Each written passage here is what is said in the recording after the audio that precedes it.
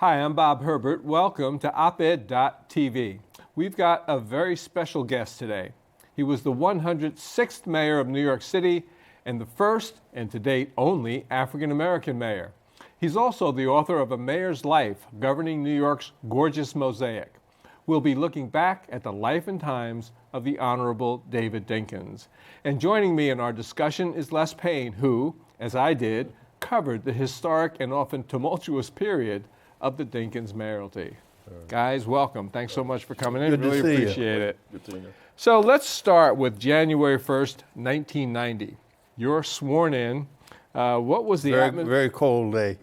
just what I was going to ask you about. What was the atmosphere at the ceremony? Well, joyous and all that. But among the decisions that we had to make was, do you wear a coat? You know how politicians don't wear coats, you know. And I said, no, I'm not crazy.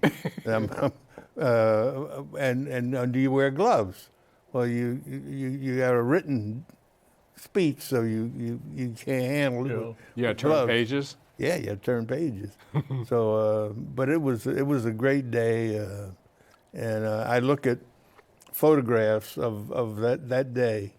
Harry Belafonte was our master of ceremonies, and I look at photographs in my office, and many of those persons are no longer with us, like Percy Sutton, Right. Basil Patterson, and Bill Lynch. Yep. I'm just getting to the point, literally, in the last month maybe, where I'm speaking to an audience about these guys, and I'm able to not get choked up Wow. because. Right. You guys were so close for so long. And I, Lord knows I understand that nobody but nobody gets anywhere alone. And I had the good fortune of having a lot of very smart, honest.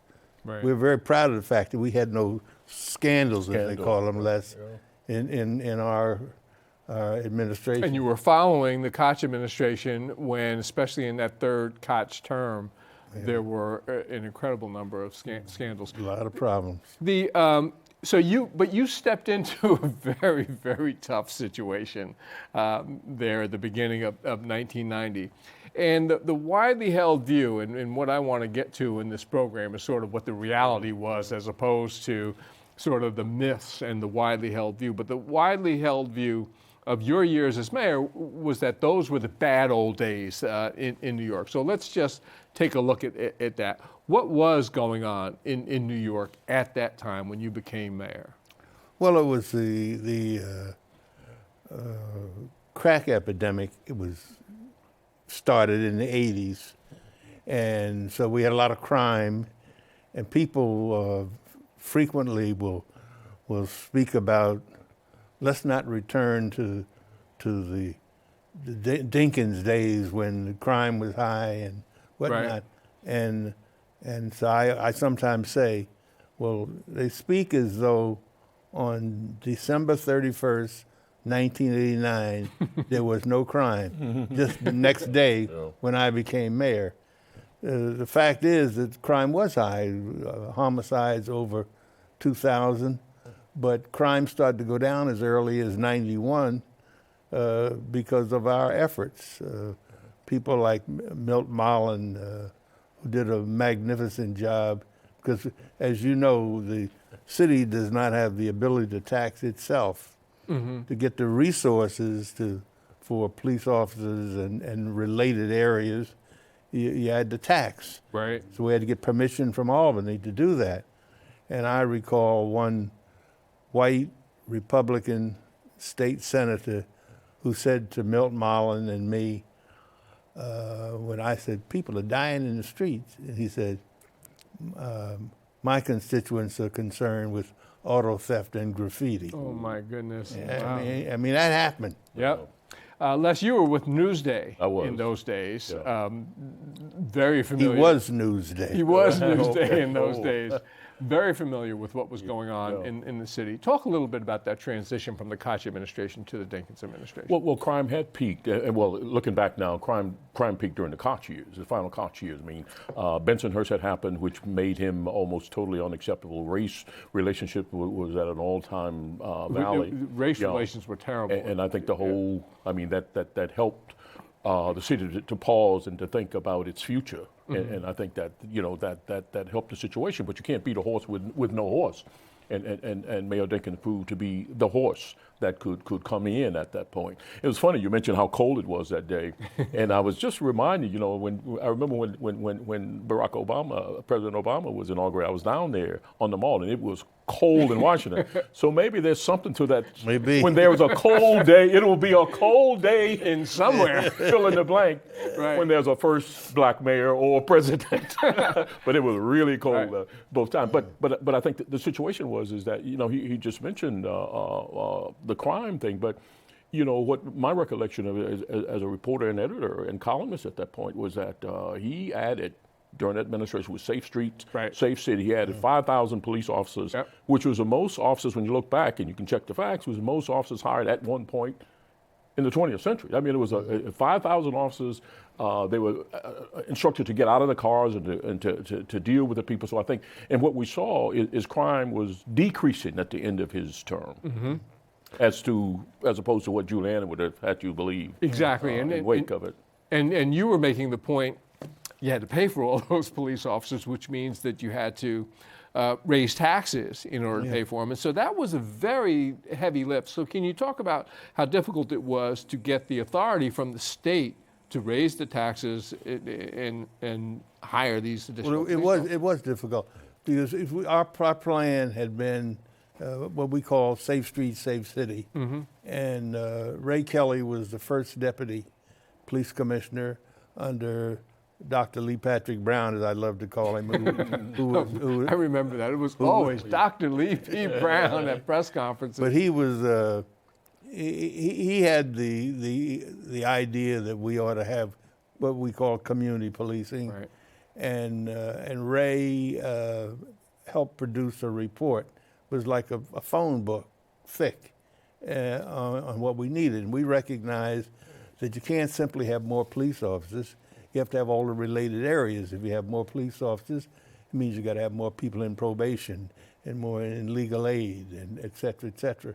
And our report, the plan ultimately was called Safe Streets, Safe City, subtitle Cops and Kids. And we got a lot of wonderful things done, some of which exist even today, like the Beacon schools. And tell us what Beacon schools are. Well, it's not profound, of course, to recognize that you got the bricks and mortar there. Why not use the schools for hours beyond the usual hours of instruction? Right. And we did. And we had plans made by the community, but funded by the city, so they could use the school buildings beyond those hours. And they still, and there's more to it than that, of course, and they still call them Beacon schools. I was really surprised. I thought that Rudy would, I thought he would change the name. So let's go back a little before the inauguration. What made you decide to run for mayor anyway? You knew that the city faced these enormous challenges, crime, homelessness. It hadn't been many years before that there was the fiscal problems. The city almost went bankrupt. Why did you want to be mayor? Yeah. Well, as they say, funny you should ask. Keep in mind that I ran 3 times for Manhattan Borough President before I succeeded. Running first in '77 when Percy ran for mayor. Right. The day that Percy told me he was going to run for mayor, now think what this was.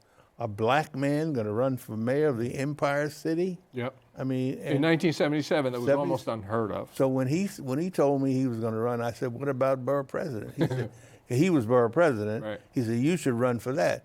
I suspected Percy said the same thing to 3 or 4 other people. But so I ran, and there were 4 of us in the contest: Andy Stein, Ronnie Eldridge, A colleague of ours here at CUNY Television. Oh, Bob Wagner. Right. Oh, Bobby Wagner Jr. Yeah, Bobby Wagner Jr. and son of the former mayor. Right, and I finished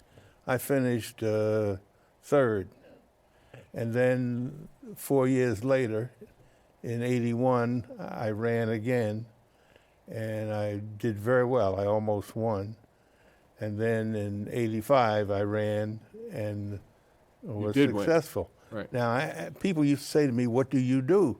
And I say, "I run for borough president." So now here, when we by we I mean Sutton and Rangel and Basil Patterson. Patterson. We most of us, most black elected officials, supported Ed Koch in 77 in a runoff against Mario Cuomo. Ed had been a very liberal, progressive member of the city council and the Congress, but he seemed to us at least to be moving more and more to the right. And so there came a time when we were sort of looking for somebody to run. I never know how to express this when I'm asked. I don't want it to sound like I was drafted, but anyway, there came a time when, with the support of a lot of people in organized labor, particularly Victor Godbaum, Yep. Barry Feinstein, these guys all encouraged me. And to labor run. was a big power in the city of New York in those days. So I ran, and the conventional wisdom was that we would not succeed because my opponents were Ed Koch, the incumbent, Yep. Jay Golden, who was an exceedingly bright, articulate controller, and Dick Ravitch, Yep. who is the chairman of the MTA and had done a great job with their capital program. So the conventional wisdom was that each of those persons was Jewish, and that I was not likely to get 40%, and then in a runoff, their supporters would gang up, and I would lose. Well, we got 51%. There wasn't any runoff. So we were just fortunate. Now, Les, in those days, usually the person who won the Democratic nomination, that was tantamount to election as mayor. Right. That was not the case. So I'm going to ask you this question and not the mayor. Okay. Why was this not the case in 1989 when the election 4 letters, fell? race. RACE. And what happened is that New York City at that point was 80% Democratic. That's why, the Democratic primary winner was usually the person, because of 80%. But in this particular mayor's case, things began to change. And he was running against Giuliani at that point, who, by the way, had not been the borough president, who had no political experience at all. Right. And even his friends, when he was a prosecutor, said that he's overzealous, he's self-righteous, he is a small town. They gave you 5 major reasons why his friend would disqualify him, Giuliani. And yet, when their votes were counted, what we found in 1989 when he ran this Democratic, in an 80% Democratic city who is experienced against someone who's totally experienced and somewhat of an oddball, we find that he got 97% of the African-American vote. Mayor Dinkins, he got 75% of the Latino vote, and he got 30% of the white vote. 30%. Now, when that happened, I talked to, and I'll call his name, Newfield. Jack Newfield. Jack Newfield, was liberal, and he was very ecstatic. He said, "Oh, New York City has really changed and is really good." And I said, "What do you mean?" He said, "Because it's so great for me," because he was a big Jackie Robinson fan. He said, "It's so great for me," Jack said, "that New York City has come around and would vote for a black mayor. That whites in New York would vote for a white mayor." I said, "Well, they didn't." They didn't. He said, "Well, what do you mean?" I said, "Well, they only voted 30%. He said, "But," I said, "But if someone is 70% against you, is that support?" Right, exactly. So you mentioned Safe Streets, Safe City, which was extremely important. Crime began to go down while you were mayor. Crime was not out of control. It was the opposite. It began to go down during the 4 years that you were mayor. You faced numerous other challenges.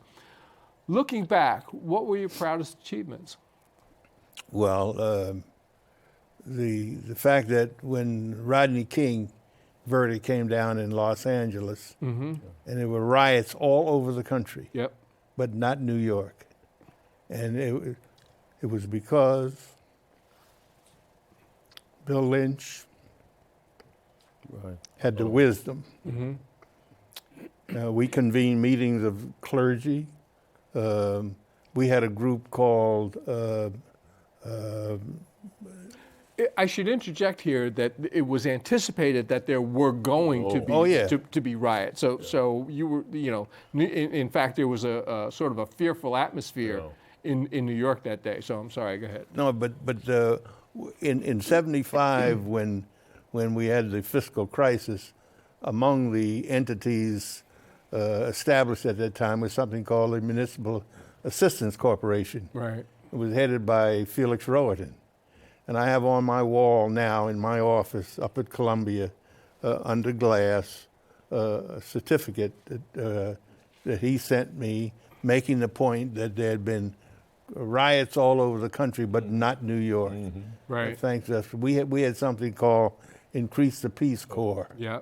And there was one guy named Sherman, and he may have had one or two paid people, but everybody, like 1,500 volunteers. These folks all took to the street with the assistance of a lot of community leaders and clergy particularly, and so we kept things calm in New York. You received a great deal of praise for that. The newspapers were very happy with your performance, as were a lot of other New Yorkers. And you got the nickname Mayor Cool, Mayor Cool. as a result of that. Yeah, I like to throw in a few other things Go ahead. that I would think he would be proud of as Yeah. well. And I say this because at the time I was a newspaper editor running foreign. I was running the foreign bureau in addition to the national bureau. And I remember I interviewed Mayor Dinkins on a show that I got because he couldn't have the show. Remember the cable show you had? Yeah. David Dinkins, and when he ran for mayor, then he could no longer do it. So I got the show. I got a Let's Paint show. I interviewed him. And by the way, I won an ACE award, which is the highest for the interview I did with him. And one of the things I asked him on foreign, I said, you know, most people running for mayor, most New York City mayors, they go to the three I's. They go to Italy, Ireland, and Israel. And he told me that he had done Pittsburgh, and he did it. And then I asked him, I said, well, what about Africa? And he said, well, he hadn't been to Africa. And what I want to add is Mandela. Hey, there you go. What this city did for Mandela and what his office did, because originally Mandela was going to go to Washington and do his thing, speak to Congress and all that. But he was, by some magic we need not talk about because we don't have time, but he was diverted to New York. And I tell you, it set the tone. And what it did on the foreign global world, what that did, what that appearance of Mayor Mandela during his administration in New York City changed the tone, because up until that point, President Reagan earlier, as you know, was Opposed to constructive engagement. He was in favor of apartheid, constructive engagement. engagement with the South Africans, and this changed the tone, and that was a major contribution. And we talked about crime, of course, and the tennis court. Let's not forget. I was All going right, to bring up the Arthur tennis court. Exactly right. Which has brought $1 billion in revenue over the years. So let's talk about that, because stadiums have been in the news ever since, Yes. and cities have paid through the nose time and again for and made bad deals with these stadiums, which have not been good for its constituents. The tennis center has been different. Talk about that. Well, first off, the tennis center was paid for by the USTA, United States Tennis Association, not the city. What the city did was enter into a 99-year lease with the USTA. But to get this, to alienate park land, you need permission from Albany, and so it was a battle. But we won that battle, and but among the things that they wanted in the lease was that there should be a flyover penalty provision. If planes flew over the stadium during the tournament, the 10 days of the U.S. Open, and that was Rudy's main reason, stated reason at least, for opposing it. And but the last bit of that contract I personally negotiated, but up to that point it was Carl Weisbrod who did a magnificent job of working out the deal until we came to that, and they said it's a deal breaker. and that's when I stepped in and we worked it out. But what we got in exchange for that was that the monies paid by the USTA to the city annually are a percentage of gross, not net. And you know, you've read many times in the press how Yankee Stadium and Shea there'd be a dispute with the city about how much was owed. And that's the reason, because you have difficulty figuring out what's a legitimate expense. And the city would always get the short end of that stick. Well, I won't say they did, but there was always a controversy. but we were able to come away with what is today. Mike Bloomberg says it's the best deal in the nation for a municipal stadium. It's been a bonanza for the city. A tourist And you caught a lot of attraction. flack for that at the time. Oh yeah. Absolutely. What were some of your regrets or disappointments from those 4 years? The high on the list, or first on the list, of course, has to be Crown Heights. Talk about that a little bit. Well, Crown Heights is the tragedy of Crown Heights really is the death of Gavin Cato, a young black boy who was playing in the street with his cousin, not in the street, but on the sidewalk. Right. With his cousin, a little girl, and the Rebbe's motorcade. I think there was 3, maybe 4 vehicles in this motorcade that would go out and visit the grave site of the Rebbe's widow, I guess. And That was Rabbi Schneerson. Right. right, and this fellow was the last vehicle, sort of fell behind, and trying to catch up, he went through a light, lost control, went up on the sidewalk and struck these 2 kids. Word went out that the ambulances had come and taken away the whites. Well, they really took Who him had away. been in the car. Yeah, they really took him away to protect his behind. Because there was trouble in the streets because Sure. of the accident having Yeah, occurred, but- and this youngster was pinned beneath the car. Now, word went out that they left the blacks to die and took care of the whites. Right. Now, that was not true, but that's Right. what was spread. And it resulted in a band of young blacks who attacked Yankel Rosenbaum, who was a divinity student from Australia. He was visiting. Just right, and he was stabbed. We visited him in the hospital, and told he was going to be all right, but the physicians at the hospital overlooked a second wound, even though the ambulance attendants had noted it. Right. And anyway, he died, and. He should not have died. If he not had have gotten the died. proper medical care, he would not have died. True. Yeah, unfortunately, we're going to have to wrap it up here. But what happened was that there was a Several days period of unrest. rioting. 3 days of yeah. Crown House. And it unfolded very much. It seemed to me like a Greek tragedy. It was horrible. I thank you very much, both of you gentlemen, for coming in. I wish we had more time because there's more Time goes stories so quickly. from your book that I wanted to ask about, but maybe we'll have you back and we can address this a little When we more, come back, want to talk about the Posse Foundation. which is my wife's organization, which you're on the board, and it's doing fabulously well. Gentlemen, thank you so much. We'll be back in a moment with a final word.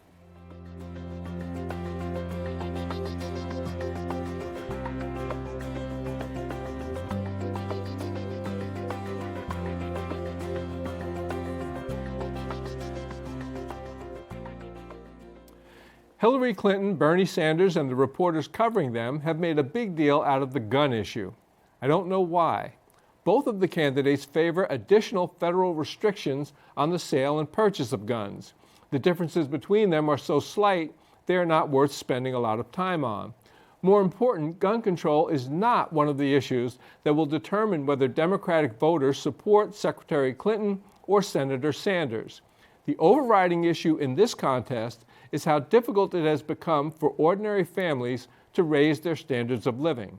We're in an era in which a college education is a virtual prerequisite for a middle-class standard of living. But college costs a fortune, and most families are just trying to make it from day to day. Nearly half of all Americans have less than $500 in savings. 1 in 3 have no savings at all. In a country that celebrates millionaires and billionaires, scandalous numbers of American children are growing up poor. Nearly 4 in every 10 black children are poor. Successfully engaging those issues will require a focus on jobs, investment opportunities, the cost of higher education, and so on. The proliferation of guns in the United States is a deeply tragic issue, but it's an issue on which, for the most part, Secretary Clinton and Senator Sanders already agree. That's all for now. See you next time.